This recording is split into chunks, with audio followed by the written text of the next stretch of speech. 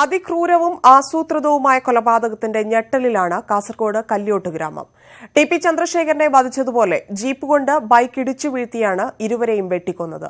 വഴിയിൽ വെച്ച് വെട്ടിവീഴ്ത്തിയ ശേഷം കൃപേഷിനെ സമീപത്തെ കുറ്റിക്കാട്ടിലേക്ക് കൊണ്ടുപോയി വീണ്ടും വെട്ടി നുറുക്കിയെന്നാണ് പോലീസിന്റെ പ്രാഥമിക കണ്ടെത്തൽ.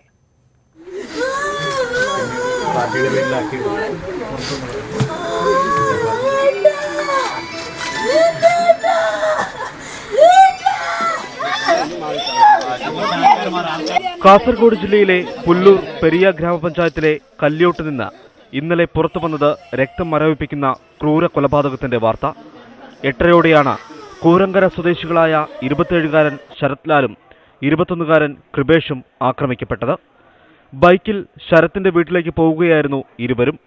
പിന്നാലെ ജീപ്പിലെത്തിയ സംഘം ബൈക്ക് തട്ടിമറിച്ച ശേഷമാണ് വെട്ടിയത്. ശരത്തിനെ റോട്ടിലിട്ട് തന്നെ വെട്ടി. കൃപേഷിനെ സമീപത്തെ കുറ്റിക്കാട്ടിലിട്ടാണ് വെട്ടിവീഴ്ത്തിയത്. ഇത്രമാത്രം ഈ രണ്ട് കുട്ടികളാണ്. ആ ഒരു പരിഗണന വെച്ചിട്ട് അങ്ങനെ കാലോ കയ്യോ വെട്ടിയാൽ തന്നെ തീരാവുന്ന പ്രശ്നം. കൊലപാതകത്തിൽ കൊണ്ടുകൊണ്ട് യാതൊരു ആവശ്യകതയില്ല.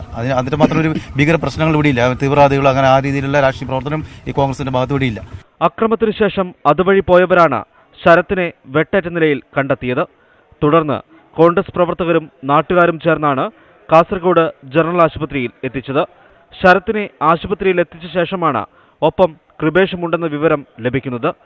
പിന്നീട് നടത്തിയ അന്വേഷണത്തിൽ ബൈക്ക് കിടന്നിരുന്നതിന് 150 മീറ്റർ അകലെയായി കൃപേഷിനെ കണ്ടെത്തുകയായിരുന്നു. പോലീസാണ് കൃപേഷിനെ ആശുപത്രിയിലെത്തിച്ചത്. ആശുപത്രിയിൽ എത്തിക്കും മുമ്പ് തന്നെ കൃപേഷ് മരിച്ചിരുന്നുവെന്നാണ് ആശുപത്രി റിപ്പോർട്ട്. മംഗലാപുരത്തെ ആശുപത്രിയിലേക്ക് കൊണ്ടുപോകും വഴിയാണ് ശരത്ത് മരിച്ചത്. അശ്വിൻ വല്ലത്ത്, ന്യൂസ് 18, കണ്ണൂർ.